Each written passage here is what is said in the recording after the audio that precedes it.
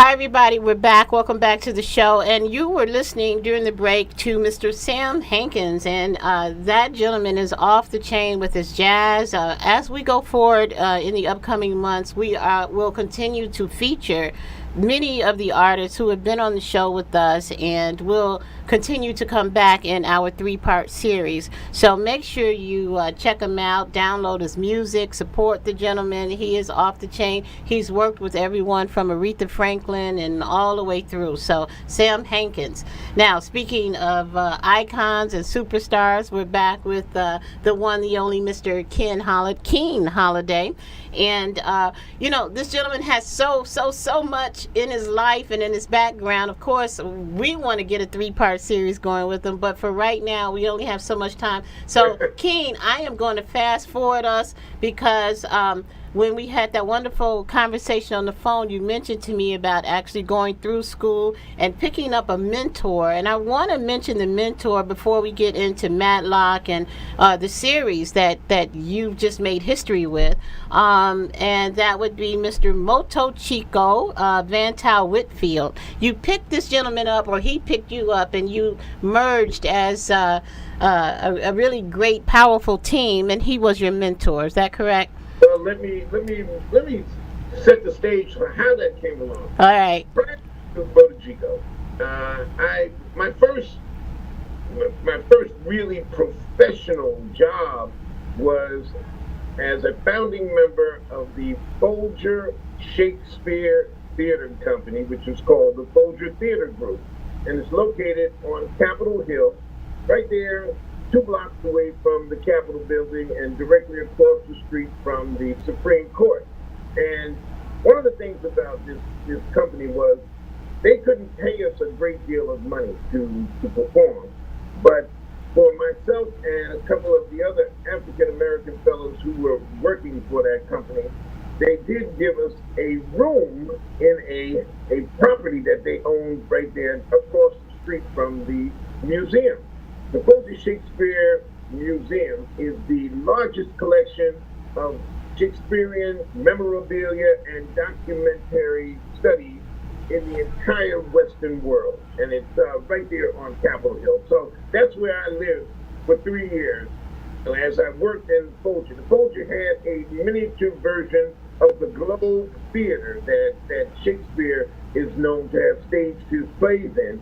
They have a miniaturized version of it right there inside the museum, and that is where I worked for almost 3.5 years. Well, one day, Robert Hooks came to Washington D.C., and Robert was known for starting the Negro Ensemble Company in New York City. And Robert came to Washington and had a press conference where he announced his intention to start an African American professional theater company in Washington, D.C. So, of course, I was there when he made that statement. And I took myself and my cadre of associates from the University of Maryland. I didn't get to tell you that part, but there wasn't that many black folks in the theater department. So I had to go out and recruit folks to come and be with me so I could have people to work with when I was doing my acting work or my directorial work. And so I took my cadre with me down to Washington, D.C., and we heard Robert make that statement.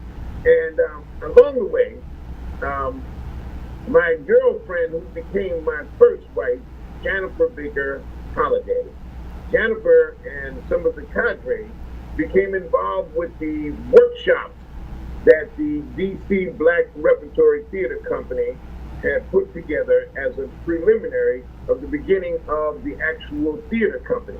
And they kept trying to get me to come up there and be a part of it. And I was like, are you kidding me? I got a place to live down here. I work in the Folger Shakespeare Library on Capitol Hill. I'm not going anywhere to do any workshops. Are you kidding me? I'm done with workshops. No, everybody does workshops. You need to come on up there. You like it was all black. I'd never worked in an all-black environment before, and I was making a couple dollars. I was not in a rush to go there. As much as I love Robert, I did not want to do any workouts. So anyway, one day we're doing a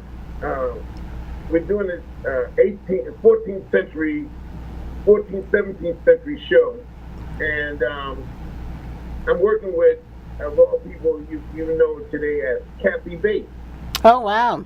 Okay, so Kathy Bates back in the day was called Bobo Bates, and Bobo was a wonderful. She was a wonderful person to be on stage with. There was a lot of stars came through, stars that were in the future came through there. So anyway, um, after the show, this gentleman walked up to me, a very large black man, and he identified himself as Van Whitfield. You can call me Motor Chico. And Motor Chico said, look here, man, why don't you come on up and just check out after he had seen the show. He said, I want you to come on up and just check out the workshop. And I said, well, I mean, I had pressure on the inside there from my girl as well as some of my other friends. And so I said, okay, y'all check it out. God was changing things at that point in time, by the way. God was changing the whole makeup of the Folger when I was there. So people were moving on. The gentleman that I worked under, Richmond Creekley, moved down to the John F. Kennedy Center to become second in command to Roger Stevens. And they were talking about taking me with them down there. But, I said, well, I'm going to go look at this workshop situation. And I got up there, and I was fascinated with the work that Motor Chico was doing. And so, to make a long story short, thus began a 4.5 year relationship with the DC Black Repertory Company and Robert Hooks. I was a part of some major productions. We changed the whole landscape of what black art and theater was all about while we were there. People were coming from all over the world to be a part of our company, and people came from all over the country and out of the country to see this theater group that they've been reading about in the magazines and newspapers internationally. So that is how I met Motor Chico, and Motor liked me for some reason or other. He liked me, and he gave me very challenging work. He also taught me how to make a living. Well, the reason why, and again, just pressing that pause button, and it's a pivot point. What you're saying into the next segue, or segue into the next segment, because that was your foundation. That was your foundation in terms of working with Motor Chico, having all those people come through there, and then he worked with you enough to have belief in you, and to then propel you out there into the world. And I think Carter Country was when right after that you moved into Carter Country. After 4 years at the DC Black Rep, I was unemployed for a minute. Well, that's the actor's world. Okay. But James Brown had a cable television station down in Atlanta, and I was going to go work with James Brown as a floor manager or assistant director, if you will. And before I could get there, it's like 3 weeks. I was like going, what am I going to do? What am I going to do? I don't have no job. My phone rang, and one of my buddies in New York said, hey, you got to get up here and audition for this play. I said, man, I'm not coming to New York to sit around and, waiting for the phone to ring. I said, no, I don't care. You get up here and audition for this play. This role is perfect for you. So I did what they said. I mounted up. I got my little pennies together, and I went to New York City, and I went to an audition. They hooked up an audition for me.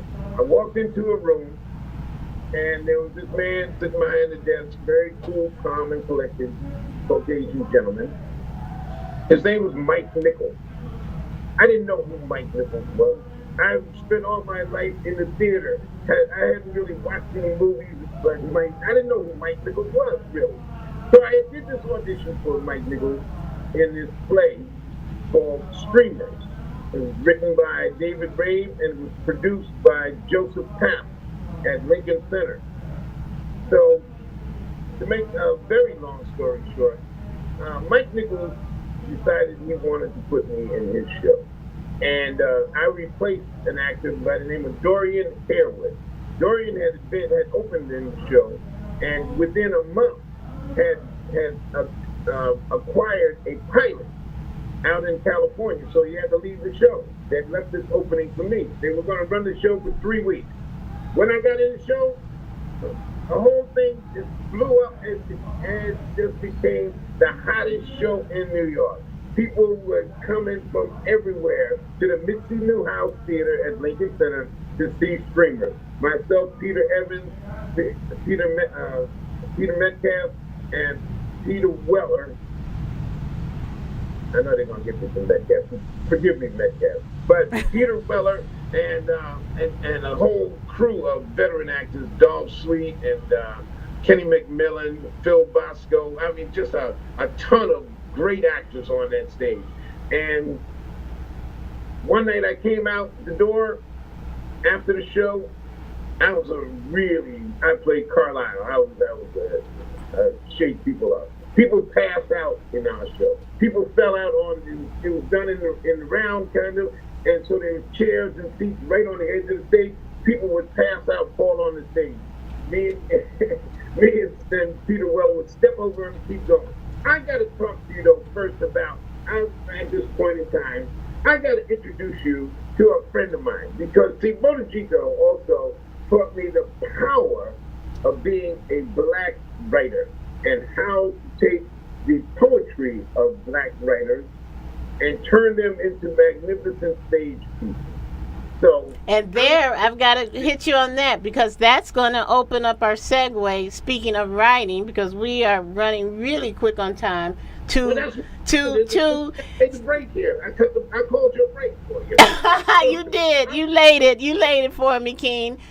Because that is what brings you into this whole synergy with our next surprise guest that we're going to bring on, speaking of writing and how you two intertwine. So we're going to take another quick station break, and we're going to get our surprise on with us.